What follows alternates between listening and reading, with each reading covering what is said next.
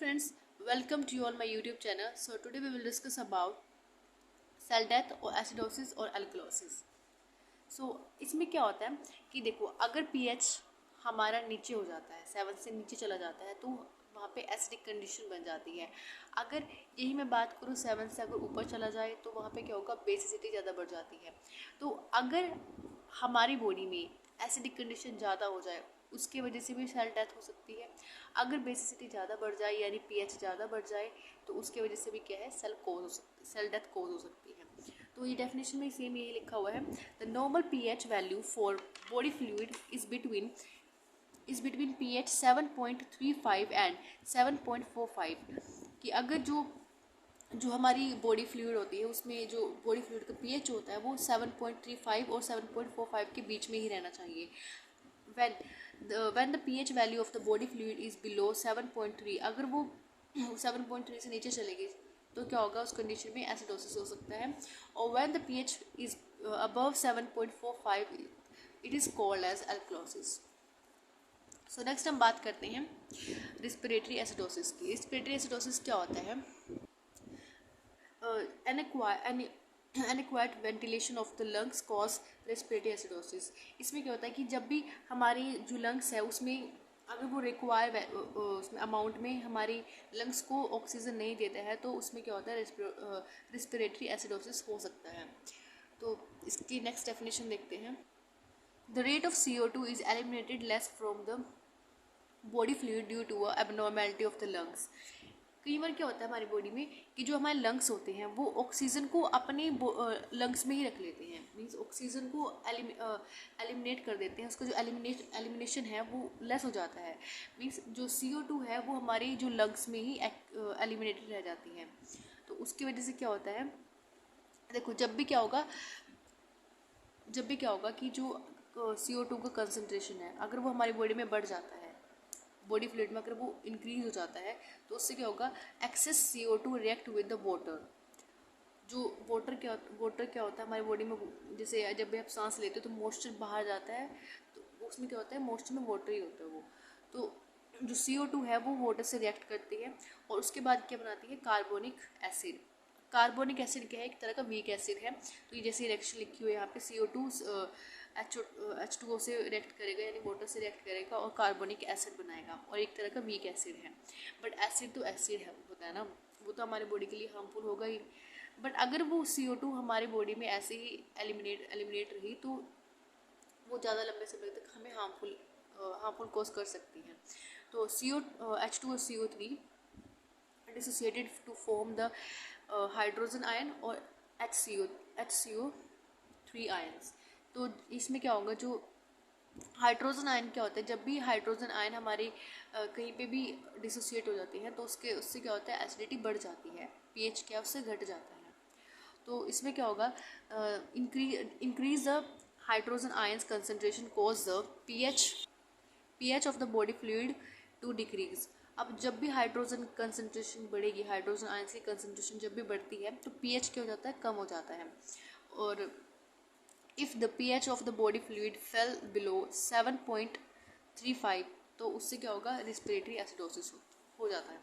तो अब क्या होगा उसके बाद, अब जैसे बफर्स आपने पढ़े हैं फर्स्ट सेम में, तो उसमें क्या दिखाते हैं कि जो बफर्स होते हैं वो रेजिस्ट करने की कोशिश करते हैं pH को। तो यहाँ पे क्या करेंगे, जो बफर्स जो होते हैं, बफर क्या करेंगे, तो रेजिस्ट करेंगे pH को। और वो कैसे रेजिस्ट करेंगे कि जैसे CO2 जो है लंग्स क्या करेगी, वो बाहर एलिमिनेट करेगी, क्योंकि जब बाहर एलिमिनेट होगा CO2 का एलिमिनेशन बाहर ज़्यादा होगा तो ही क्या होंगे, जो H2CO3 हमारी बॉडी में बन रही थी, कार्बोनिक एसिड जो हमारी बॉडी में बन रहा था वो बनना कम हो जाएगा। और अगर बफर्स भी काम ना कर पाए, जो किडनीज होती हैं, किडनीज क्या करेंगी, जो हाइड्रोजन आयंस हैं वो हाइड्रोजन आयंस क्या होते हैं जो किडनी के थ्रू बाहर जाना शुरू हो जाएंगे। और जो रिस्पिरेटरी होती है, रिस्पिरेटरी क्या करती है, इसमें जो हाइड्रोजन आयंस होते हैं वो बाहर थ्रो करना स्टार्ट कर देंगे और इसमें क्या होगा, जो रीअब्सॉर्प्शन हो जाएगा H2CO3 जो आयंस होते हैं उसका रीअब्सॉर्प्शन स्टार्ट हो जाएगा। नेक्स्ट हम देखते हैं respiratory alkalosis, result from hyper ventilation of the lungs. जब भी क्या होता है कि जो हाइपर वेंटिलेशन मीन्स अगर ऑक्सीजन के जो अमाउंट है वो हमारी बॉडी में ज़्यादा हो जाए तो उसको हाइपर वेंटिलेशन बोलते हैं. And this increase the rate of eight which the CO2 is eliminated from the body fluid and result in a increase in the concentration of CO2 in the body. अब क्या होगा जब CO2 का जो level है वो decrease हो जाएगा, क्योंकि अब लंग्स क्या कर रहा है, बार बार क्या हो रहा है उसमें जो ऑक्सीजन का लेवल है वो कभी बाहर जा रहा है कभी अंदर आ रहा है, कभी बाहर जा रहा है अंदर आ रहा है, तो वो इंक्रीज हो गया जो जो वो था हमारा जो कंसनट्रेशन था हमारा CO2 का वो जो डिक्रीज हो गया है. अब इस काम में इसमें क्या होगा, जो हाइड्रोजन आयन है वो रिएक्ट करेंगे बाइकार्बोनेट आयन से. अब जो हाइड्रोजन आयन होते हैं ना वो जो बाइकार्बोनेट से रिएक्ट करते हैं तो वो दोबारा क्या बना देंगे, कार्बोनिक एसिड. कार्बोनिक एसिड क्या होता है, बाद में वो डिसोसिएट हो जाएगा वाटर के अंदर, CO2 बन जाएगा. और क्या होगा, the result decrease the concentration of hydrogen ion cause the pH of body fluid to increase. और उसके बाद क्या होगा, जो कंसनट्रेशन है हाइड्रोजन आयंस का वो क्या हो जाएगा, डिक्रीज हो जाएगा. यानी जो हाइड्रोजन आयंस क्या जो एसिडिटी कोज करती हैं वो डिक्रीज हो जाएंगे और pH क्या इंक्रीज हो जाएगा. अगर जब pH इंक्रीज हो जाएगा तो वहाँ पे क्या हो जाएगा, बेसिसिटी इंक्रीज हो जाएगी. And if the pH of the body fluid increase above 7.35 symptoms of respiratory alkalosis. और ये क्या कॉज कर देगा, रेस्पिरेटरी एल्कोलोसिस.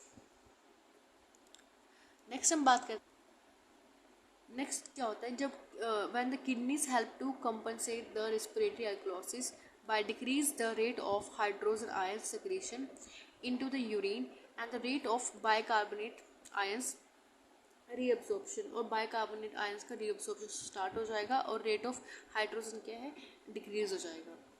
देखो पहले हमने पढ़ा था रेस्पिरेटरी से, अब हम पढ़ रहे हैं metabolic acidosis.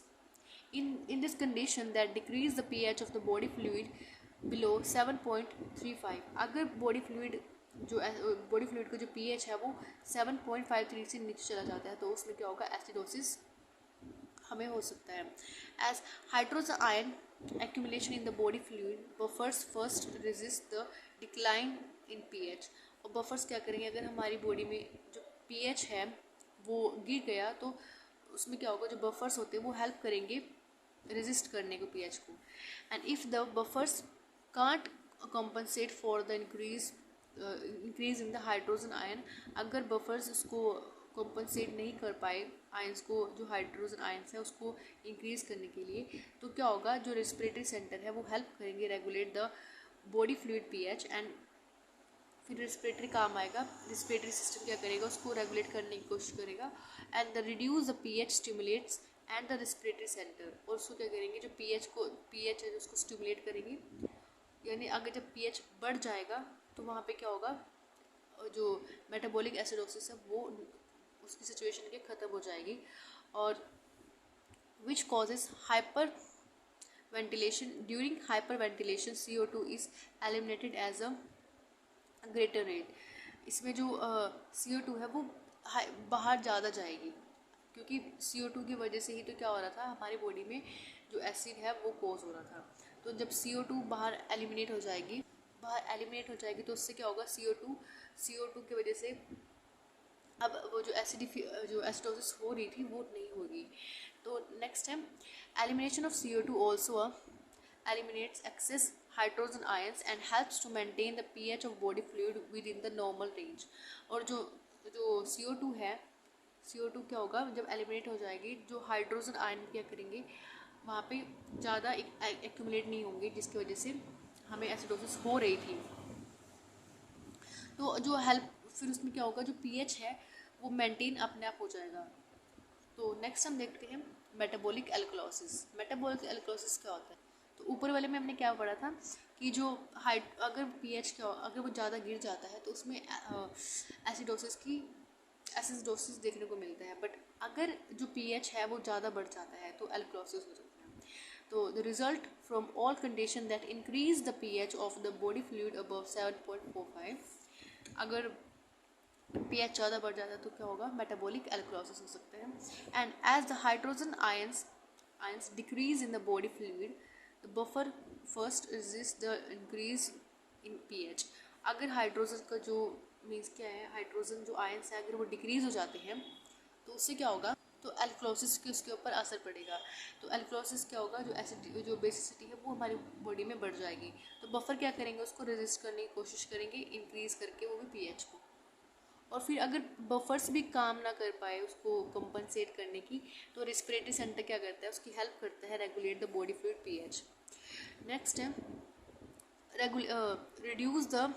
reduce respiration allow to carbon dioxide to accumulate in the body fluid। जो हमारी बॉडी में क्या होता है, जो बॉडी में CO2 का एक्यूमुलेशन है वो थोड़ा सा उसको बढ़ा देता है, उसको इंक्रीज कर देता है, ताकि जो एल्कलोसिस हमें हुआ है उसको थोड़ा डिक्रीज किया जा सके। सो आज के वीडियो में इतना ही। नेक्स्ट हम देखेंगे electrolytic imbalance. So thank you for watching my video.